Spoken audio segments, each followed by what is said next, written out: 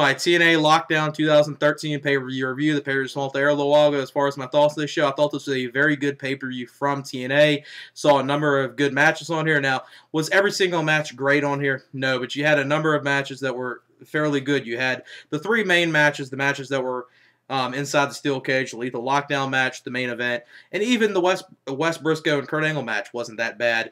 And the best thing about this pay-per-view was what was done in the main event. Not only did you see a very good match with Jeff Hardy and Bully Ray for the TNA title inside a steel cage, you actually saw a heel turn done in TNA, and it was actually done great. I mean, I loved it, and I cannot wait to see what they did. I mean, this is one time they actually ended a pay-per-view that you actually want to see what's going to take place on Impact. You're really, looking forward to see what happens and what transpires with this on Impact. So they did a good job there. And sure, after Aces and Eights came out the second time, it was pretty predictable that, you were going to have a heel turn, and especially with Bully Ray and Devon staring down at each other. You saw it coming, but it was done perfect. It was done great. The mic work after Bully Ray won the title and the stuff he did post-match. And, this is one of those times the crowd was legitimately pissed. I mean, not that many times can wrestlers really, and captivate the fans so much that they get into it so much that they start throwing stuff to the ring. I mean, you don't really see this that often. Obviously, you saw it when, Hogan joined the NWO and a few other times in the past and in ECW, but it's something you don't see that often, especially from, a mainstream wrestling company. And, it was great. It was great right there. And I just love the stuff Bully Ray was saying against Hogan and stuff, and it was just great, and I have no problem with him being champion. So you saw a number of good things on this pay-per-view, and that was the perfect way to end it. So let me get into my review. The first matchup was for the X Division title. This was Zema Ion versus Christian York versus Kenny King for the X Division title. Fairly good match, a good way to start the pay-per-view. The crowd was into it. Solid opener, nothing spectacular, but a few, good spots from Kenny King in this match. One spot that didn't really go planned the way Kenny King wanted to. He was doing a springboard off of Zema Ion. He was trying to land onto Christian York on the floor. Didn't go as planned, but it looked very brutal. The number of other spots in here, like you'd expect, with the X Division match, a number of, high spots and, stuff that looked very dangerous. Really solid match to start the show, and Kenny King retains the title after he hits the Royal Flush. And about, 3-star match. A good, solid way to start the pay-per-view. Then the next matchup was probably one of the matches that sucked a lot on this pay-per-view. Probably one of the very few matches that actually did. This was the Joey Ryan versus Joesph Park match. Not really much to talk about here. They need to just end this Joesph Park thing. I mean, it was kind of, funny at first. It wasn't that bad when they first started, but it's just dragging on month after month, and they just need to end it. He ends up picking the win here after doing basically a bonsai to Joey Ryan. So Joey Ryan loses this match with Joesph Park picking up the win. About 1 1/4 star, 1.5 star, easily one of the worst matches on the show. Then after this, you had Gail Kim versus Velvet Sky for the Knockouts title. Not that bad of a women's match. It actually wasn't too bad at all. Obviously, they're setting stuff up for a non-title feud, other women's feud they're doing with Gail Kim and the women's referee, so they're going to do that. They did that in this match, and Velvet Sky ends up retaining the Knockouts title. Okay for a women's match, about 1 3/4 stars. Then the next matchup was, other than Joey Ryan and Joesph Park, this was a little better than that, but still not that good. This next match, this was Robbie E versus Robbie T, probably just like the other Joesph Park and Ryan match. Was one of the matches I was least looking forward to. It was what I expected. It was a watchable. I would say maybe you could say it was watchable at best. And Robbie T picks up the win, 1.5 stars. Not much to talk about with that match. Then up next, you had the triple threat match for the tag team titles with Hernandez and Chavo Guerrero versus Kazarian and Christopher Daniels versus the tag team champions Austin the Aries and Bobby Roode. Now, going into this pay-per-view, everyone obviously knew the stuff that was, on all the, wrestling news sites, that Bobby Roode, didn't show up to the fan experience for TNA Saturday, and there was news about, his contract expiring, and basically TNA being basically incompetent, that they did not know when his contract was ending. Apparently, they worked out some deal right here, and especially with them retaining the titles in this match, they obviously, worked something out. I don't know if, he signed a long-term deal or he just signed, a short-term contract. We'll just have to wait and see. But I would expect that he had to sign some decent length contract for them to keep the titles on them. At least that's what I would think they would do. But this was a really entertaining tag match. All the teams worked good. Now, going into this pay-per-view, I was kind of, upset that they put Hernandez and Chavo in here because I was wanting to see just Daniels and Kazarian versus Aries and Roode. But it was good putting Hernandez and Chavo in here. It was a smart move to do, obviously, with them being in San Antonio. I mean, they were probably the most over talent of the whole entire night. You would expect, I was expecting them to be over because they were in San Antonio, Texas, but I did not expect them to be as over as they were. And just really good stuff in this match. All teams worked very well with each other. Great stuff in this match. Really a match I would say that you need to definitely check out. And Austin Aries and Bobby Roode retaining the title. They ended it in a very good way with Chavo Guerrero looking like he was going to pick up the win. He hit the he hit the frog splash onto Christopher Daniels.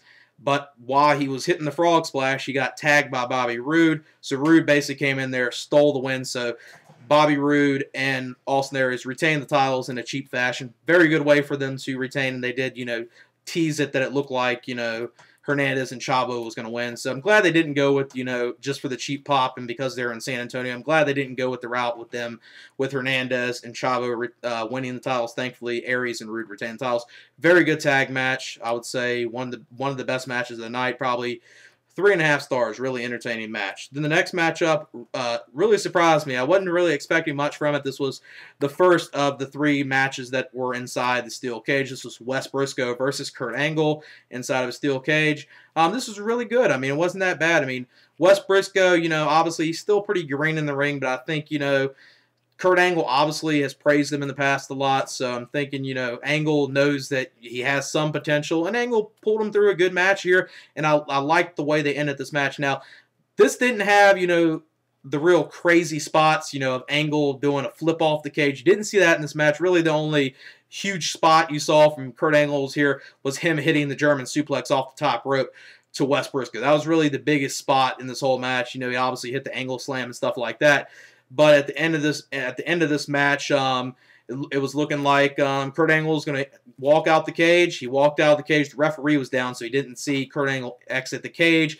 D'Lo came out there, attacked him, threw him back in there, and then allowed Wes Briscoe to get out of there and basically duck before the referee saw. So the referee never saw D'Lo, help Wes Briscoe win this match. So a good way for Wes Briscoe to win. And I think Kurt Angle did a good job of putting him over in this match.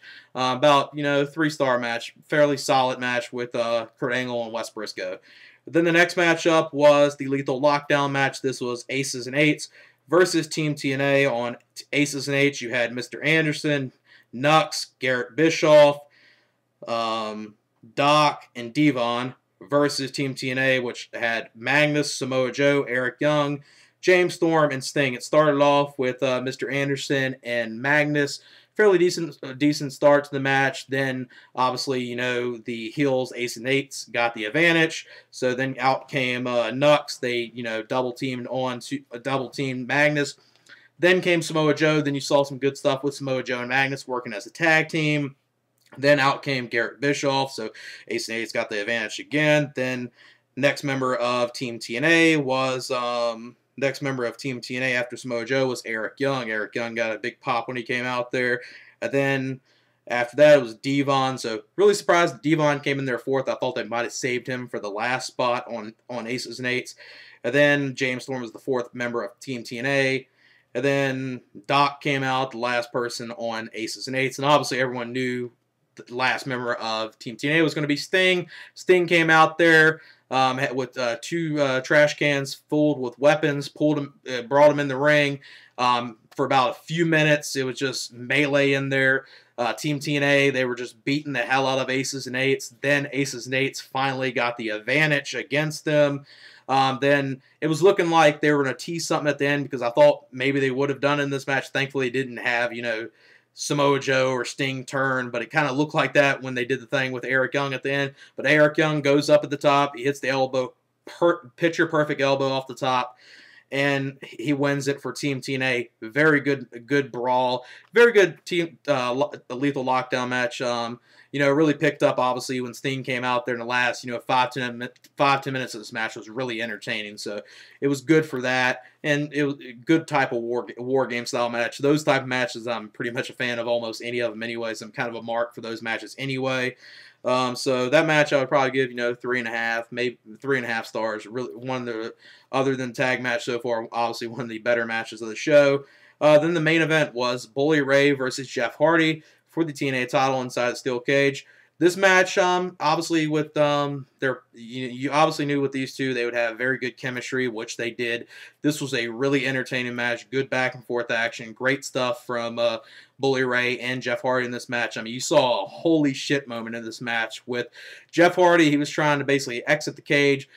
Bully Ray caught him and powerbombed him off the top rope to the mat. It was incredible, right there, basically broke Jeff Hardy in half. I mean, that was a great spot in that match. Then you saw Garrett Bischoff and you saw Garrett Bischoff and Wes Briscoe come out here, come in there. It was looking like, was this going to be the time that, they were either going to have Jeff Hardy or not Devon, but either Jeff Hardy or Bully Ray turn. And they did a good job there, teasing it for fans. Didn't happen.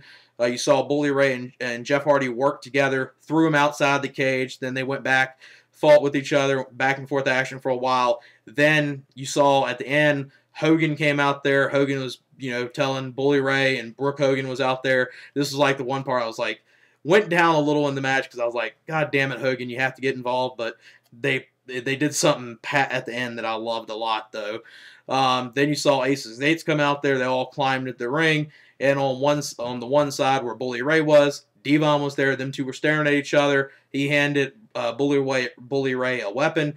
He hit Jeff Hardy. And then shortly after this, Bully Ray wins the TNA title. I thought that was, a real gutsy move right there from TNA, is giving him the title, and I have no problem with him being champion. I think it was done in a perfect way, and they're really going to do some good stuff, I think, on Impact with Bully Ray now being the head leader of Aces and Eights. That's one of the things we've been wanting to see with this angle with Aces and Eights is, it's been dragging on. They've been adding members to it and stuff, and it's been kind of interesting who they put in it, but it wasn't anyone like you were saying that, whoa, this is, a big guy right here. But they did that with this moment of, obviously Aces and Eights in control of the TNA title and Bully Ray in here. And just their stuff after the match was great. The mic work from Bully Ray, calling Hogan an old bastard and, railing him really hard, saying he used Hogan.